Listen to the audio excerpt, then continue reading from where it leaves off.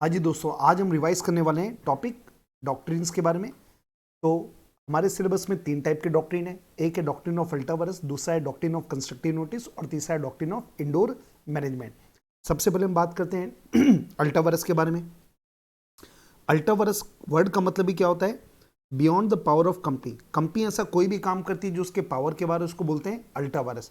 अब एक सवाल है कि कंपनी के पावर में क्या है, तो आंसर है कंपनी वो सारे काम कर सकती है जो कंपनीज एक्ट में परमिट किया गया है, ऑथराइज किया गया है या एमओए में ऑथराइज किया है कंपनी के।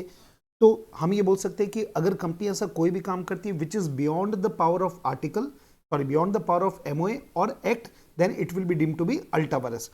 अब ये जो डॉक्ट्रिन क्यों बनाया गया है, इसका 2 पर्पस है। एक इन्वेस्टर को प्रोटेक्ट करना, दूसरा क्रिएटर को प्रोटेक्ट करना। भाई जो कंपनी के इन्वेस्टर है जिन्होंने कंपनी में पैसे लगाए, वो कंपनी के ऑब्जेक्ट को देख के पैसा लगाते हैं। बाद में पता चला कि कंपनी को उन्होंने किस ऑब्जेक्ट के लिए पैसा दिया और कंपनी ने कोई दूसरे ऑब्जेक्ट में पैसे खर्च कर दिए, गलत हो जाएगा उनके पैसों के साथ। और जो कंपनी के क्रेडिटर है, जैसे कि बैंकर है, जैसे कि फाइनेंशियल इंस्टीट्यूशन है, वो सब कंपनी को जो पैसा देते हैं वो कंपनी के ऑब्जेक्ट को देख के देते हैं। तो कंपनी अगर उस ऑब्जेक्ट की जगह कोई और दूसरे एक्टिविटी में पैसे लगा देगी तो नुकसान किसको हो सकता है? कंपनी को। और कंपनी को नुकसान होगा तो कंपनी रीपे नहीं कर पाएगी, तो अल्टीमेटली उनके पैसे डूब जाएंगे। तो ये बेसिक बातें हैं। अब इंपॉर्टेंट पार्ट स्टार्ट हो रहा है। अल्टावर्स ट्रांजेक्शन कितने प्रकार के होते हैं? तो अल्टावर्स जो ट्रांजेक्शन होते हैं वो 3 प्रकार के हो सकते हैं। पहला अल्टावर्स द डायरेक्टर, दूसरा अल्टावर्स द आर्टिकल और तीसरा हो सकता है अल्टावर्स द एमओए। अब हमने ऊपर में क्या बात किया कि अल्टावर्स जो कॉन्ट्रैक्ट होंगे, ट्रांजेक्शन होंगे, वॉइड होगा, लेकिन ये पूरी तरीके से सही नहीं है। क्यों सही नहीं है? अब हम बात करते हैं। ऐसा कंपनी ने कोई काम किया जो डायरेक्टर के पावर के बाहर है लेकिन कंपनी के शेयर होल्डर्स के पावर के अंदर है, कंपनी के मेंबर के पावर में, तो ये जो कॉन्ट्रैक्ट किया, मतलब मान लीजिए कोई काम करना था मेंबर को लेकिन काम डायरेक्टर ने कर दिया, तो ये पूरी तरीके से वॉइड नहीं होगा। It is not होनली void. तो ये वैलिड कब हो सकता है? अगर शेयरहोल्डर ने इसको रेटिफाई कर दिया, then it becomes valid. Ratify करना मतलब क्या हुआ? जो काम ऑलरेडी हो चुका है उसको बाद में अप्रूवल देने को बोलते हैं रेटिफाई करना।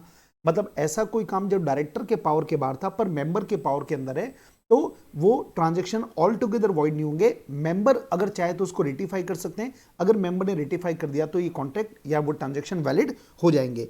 नेक्स्ट है अल्टावर्स द आर्टिकल। ये भी सेम टू सेम है सर, ये दोनों एकदम सेम टू सेम है। अगर कंपनी ने ऐसा कोई काम किया जो आर्टिकल के पावर के बारे पर एमओए के पावर के अंदर है, तो ये ट्रांजैक्शन भी पूरी तरीके से वॉइड नहीं होगा। अब इस केस में क्या होगा? इसको भी रेटिफाई कर सकते हैं। रेटिफाई कैसे करोगे? आपके आर्टिकल में पावर नहीं था लेकिन कंपनी ने वो काम कर दिया, तो बाद में हम आर्टिकल को अल्टर कर सकते हैं और आर्टिकल को अल्टर करने के लिए पास करना पड़ता है एसआर अंडर सेक्शन 14।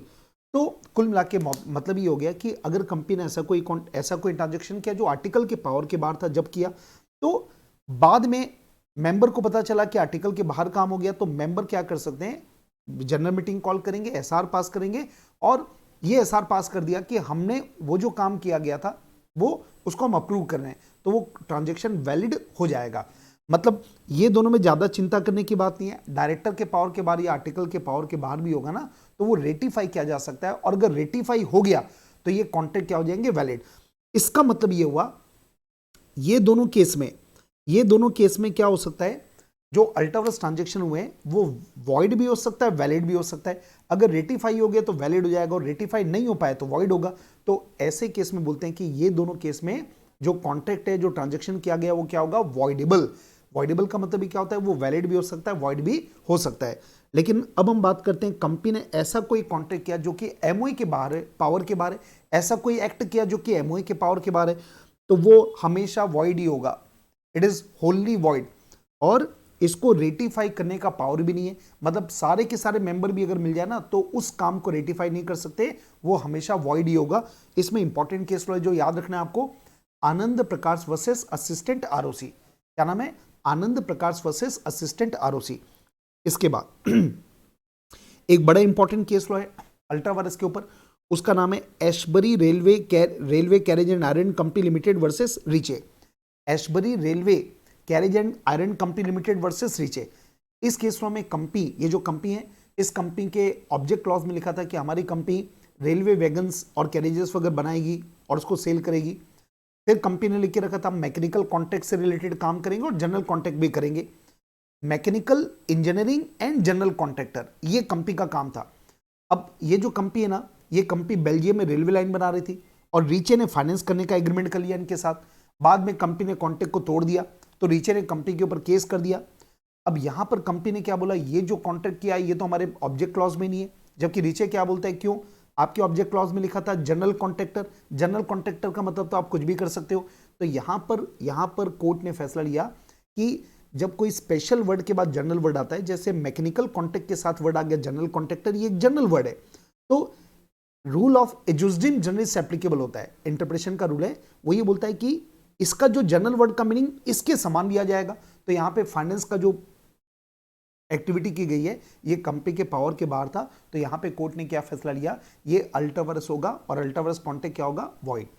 इसके बाद ये हो गया पहला डॉक्ट्रिन खत्म सर, अल्टावरस। अल्टावरस में जो सबसे इंपॉर्टेंट है वो यही वाला पार्ट है। अब नेक्स्ट पॉइंट पे बात करते हैं, कंस्ट्रक्टिव नोटिस। ये जो दो वर्ड है, एक है कंस्ट्रक्टिव, दूसरा वर्ड है नोटिस। कंस्ट्रक्टिव वर्ड का मतलब होता है डीम्ड टू हैव और नोटिस का मतलब है नॉलेज। तो ये जो वर्ड है कंस्ट्रक्टिव नोटिस का मतलब क्या हुआ, डीम टू हैव नॉलेज। अब यहां पे कंपनीज एक्ट का सेक्शन नंबर 399 एप्लीकेबल होता है। सेक्शन नंबर 399 में ये लिखा हुआ है कि अगर कोई कंपनी अपना मेमोरेंडम आर्टिकल आरओसी को फाइल करती है, तो आरओसी का जो ऑफिस होता है ना, ये पब्लिक ऑफिस है। और पब्लिक ऑफिस है मतलब क्या हुआ कि आरओसी के पास आप जो भी डॉक्यूमेंट फाइल करते हो वो पब्लिक डॉक्यूमेंट बन जाते हैं। और पब्लिक डॉक्यूमेंट है मतलब क्या हुआ, it is open and accessible to all. और इसका मतलब ये हुआ कि कोई भी पर्सन अगर आरओसी के पास जाकर चाहे तो किसी भी कंपनी के मेमोरेंडम आर्टिकल को एक्सेस कर सकता है, देख सकता है। तो हम ये बोल सकते हैं कि जो भी पर्सन कंपनी से डील करता है, ये मान लिया जाएगा, ये प्रिज्यूम कर लिया जाएगा कि उसको कंपनी के मेमोरेंडम आर्टिकल का नॉलेज है, चाहे उसको एक्चुअल में नॉलेज हो या नहीं हो। तो इसी को बोलते हैं कंस्ट्रक्टिव नोटिस। मतलब बाद में कोई भी आदमी ये नहीं बोल सकता कि मुझे एमओए आर्टिकल का नॉलेज नहीं था। तो ये पढ़ लो क्या लिखा है, एमओए आर्टिकल जब आरओसी के पास रजिस्टर्ड करते हैं तो आरओसी का ऑफिस एक पब्लिक ऑफिस है और इसका इफेक्ट ये होगा कि जो भी डॉक्यूमेंट आपने आरओसी को फाइल किया ये पब्लिक डॉक्यूमेंट कहलाए जाएंगे, which is open and accessible to all. तो कोई भी पर्सन जो कंपनी के साथ डील करता है, ये प्रिज्यूम कर लिया जाएगा कि उसने एमओए आर्टिकल को पढ़ लिया है। इसी को बोलते हैं, ये जो मान लिया जाता है कि आपने पढ़ लिया, चाहे आपने पढ़ा हो या नहीं पढ़ा हो, इसी को बोलते हैं कंस्ट्रक्टिव नोटिस।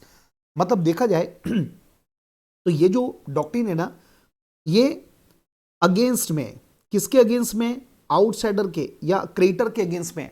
अगेंस्ट में क्यों है, क्योंकि वो पढ़े नहीं पढ़े ये मान लिया जाएगा कि उसने पढ़ लिया, तो ये उनके फेवर नहीं करता, उनके अगेंस्ट में। ठीक है, और आखिरी डॉक्ट्रिन पढ़ते हैं, लास्ट डॉक्ट्रिन है डॉक्ट्रिन ऑफ इंडोर मैनेजमेंट, या इसका दूसरा नाम है तर्कवान रूल। तर्कवान रूल क्यों बोलते हैं, क्योंकि एक केस को डिसाइड हुआ है जिसके ऊपर अभी हम बात करेंगे। तो ये डॉक्ट्रिन ऑफ इंडोर मैनेजमेंट का बेसिक कॉन्सेप्ट क्या है, देखो भाई, जो बाहर वाले पर्सन है ना, उनसे ये तो आप एज्यूम कर सकते हो कि उनको मेमोरेंडम आर्टिकल का नॉलेज होना चाहिए, क्योंकि मेमोरेंडम आर्टिकल एक पब्लिक डॉक्यूमेंट है। लेकिन कंपनी के अंदर में क्या हो रहा है, अंदर में क्या हो रहा है मतलब क्या हुआ, कंपनी को जो काम करना पड़ता है, कई काम बोर्ड रिजोल्यूशन से होते हैं, कई काम जनरल मीटिंग में होता है। अब जनरल मीटिंग और बोर्ड मीटिंग के पहले कोरम होना चाहिए, फिर सबको नोटिस मिलना चाहिए, फिर प्रॉपर नोटिस होना चाहिए, चेयरमैन प्रॉपर होना चाहिए, वोटिंग काउंटिंग प्रॉपर होना चाहिए। अब ये तो कंपनी का इंटरनल मैटर है। अगर ये कंपनी का इंटरनल मैटर में कुछ गड़बड़ी है, तो क्या बाहर वाले से एज्यूम कर सकते हैं क्या कि उसको इस बात का नॉलेज है? इसका आंसर है नो।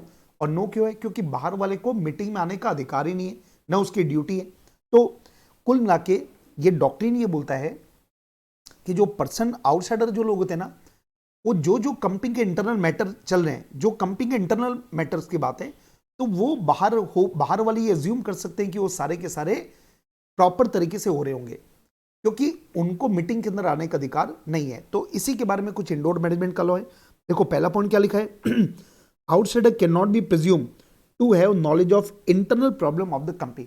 अगर कंपनी के इंटरनल प्रॉब्लम कुछ हो रही है, तो हम ये एज्यूम नहीं कर सकते कि बाहर वालों को उनका भी नॉलेज है।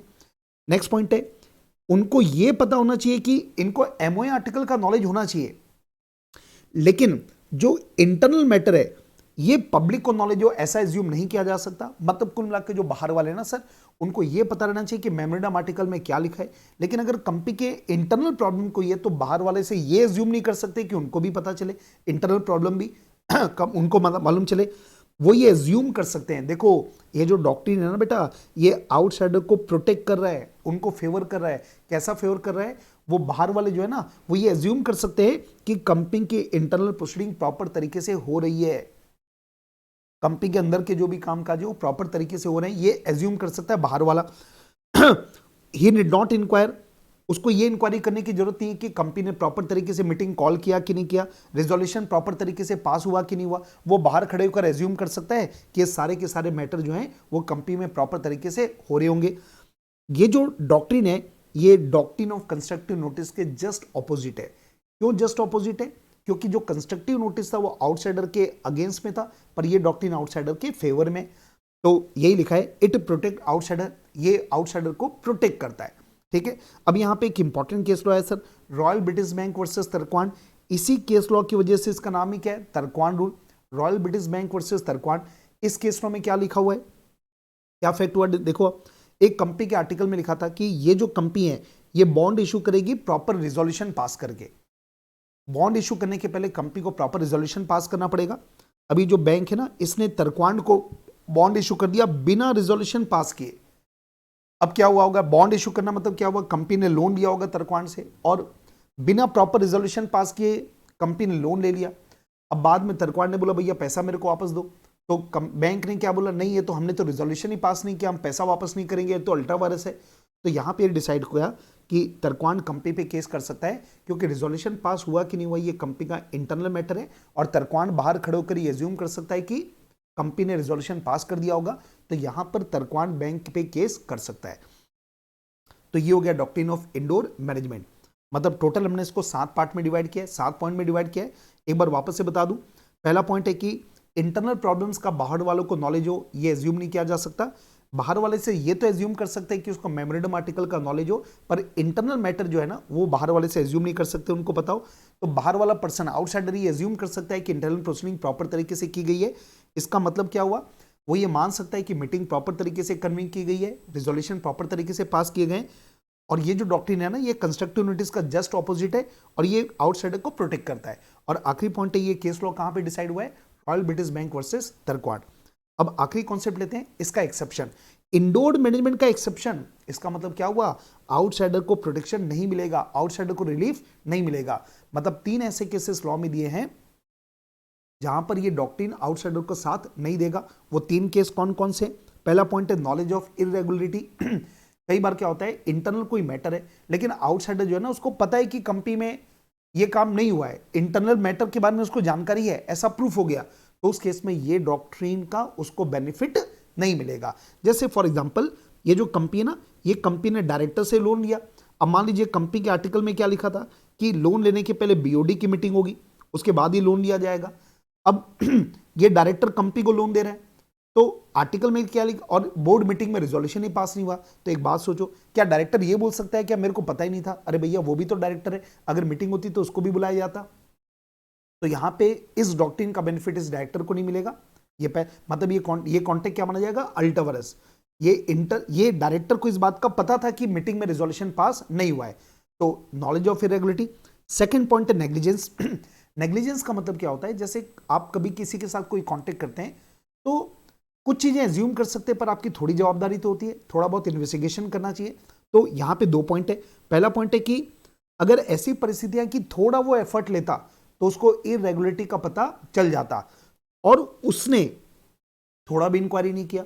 मतलब अगर कई बार क्या होता है, ऐसी परिस्थितियां हैं जहां पे आप इरेगुलरिटी का पता लगा सकते थे अगर आप थोड़ी इंक्वायरी करते, लेकिन आपने थोड़ी भी इंक्वायरी नहीं की, तो आप लापरवाही से काम करें, तो आपको इस डॉक्ट्रिन का बेनिफिट नहीं मिलेगा। और दूसरा पॉइंट है, कई बार ऐसा होता है कि जब आप कांटेक्ट कर रहे होते हैं कंपनी के साथ, तो जो सराउंडिंग सर्कमस्टेंसेस वो बड़ी सस्पिशियस है, डाउटफुल वाली है। तो अगर कोई चीज में आपको डाउट होना चाहिए तो आपको इंक्वायरी करना चाहिए, लेकिन आपने कोई भी इंक्वायरी नहीं की, तो उस केस में यह माना जाएगा कि आप लापरवाही से काम करें, तो इंडोर मैनेजमेंट का जो प्रोटेक्शन है वो आपको नहीं मिलेगा। तीसरा पॉइंट है इंपॉर्टेंट, फोर्जरी। फोर्जरी का मतलब क्या होता है, किसी और के साइन कर देना। तो कोई भी कंपनी के ऑफिसर अगर कोई दूसरे ऑफिसर्स के खुद साइन मार लेते हैं, तो यहां पर यह डिसाइड हुआ है कि कंपनी लायबल कभी नहीं होगी।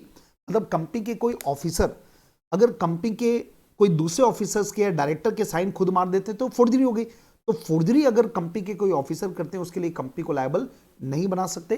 केस लॉ है Ruben versus Great Fingall Consolidated Company. ये बड़ा इंपॉर्टेंट केस लॉ है, Ruben versus Great Fingall Consolidated Company. यहां पर इस केसों में क्या हुआ, कंपनी का जो सेक्रेटरी है उसने क्या किया, 2 डायरेक्टर के साइन मार दिए और सर्टिफिकेट इशू कर दिया। अब जरा सोचो क्या हुआ, कंपनी ने किसी से पैसे ले लिए सेक्रेटरी ने, अब उनको शेयर देना था, शेयर इशू करके। अब जो शेयर सर्टिफिकेट है उसमें 2 डायरेक्टर का साइन होना, एक सेक्रेटरी का साइन होना चाहिए। अब सेक्रेटरी ने क्या गड़बड़ किया, खुद अपने साइन मारे और दोनों डायरेक्टर के साइन भी खुद मार दिए, तो यहां पर माना जाएगा कि सेक्रेटरी ने फोर्जरी किया। और अगर फोर्जरी होती है तो उस केस में कंपनी लायबल नहीं होगी। मतलब जो कंपनी का मेंबर है वो ये नहीं बोल सकता कि मेरे को क्या मालूम आपके डायरेक्टर साइन कर रहे हैं कि सेक्रेटरी साइन कर रहे हैं। यहां पे जो डॉक्ट्रिन है वो किसको प्रोटेक्ट करेगा, कंपनी को। मतलब मेंबर को ये बोला जाएगा कि वो शेयर सर्टिफिकेट आपका वैलिड नहीं होगा। तो अब जो मेंबर को नुकसान हुआ है वो किसके ऊपर केस करेगा, सेक्रेटरी के ऊपर, क्योंकि जो गड़बड़ किया वो कौन किया, secretary. Company will not be liable. मतलब 3 एक्सेप्शन हो गए, एक बार वापस से सुन लीजिए। पहला नॉलेज ऑफ इरेगुलरिटी, दूसरा पॉइंट है नेग्लिजेंस, इसके अंदर 2 पॉइंट है। अगर वो अगर इरेगुलरिटी पता कर सकता था अगर थोड़ी इंक्वायरी करता, लेकिन फिर भी इंक्वायरी नहीं किया। और दूसरा सराउंडिंग सर्कमस्टेंसेस सस्पिशियस है, तो इंक्वायरी करना था पर उसने इंक्वायरी नहीं किया। और तीसरा नंबर है फोर्जरी। अगर कोई फोर्जरी करता है कंपनी का ऑफिसर, उसके लिए कंपनी कभी भी लायबल नहीं होती। केस लॉ है Ruben versus Great Fingall Consolidated Company. तो इसके साथ अपना डॉक्ट्रिन कंप्लीट। Thank you.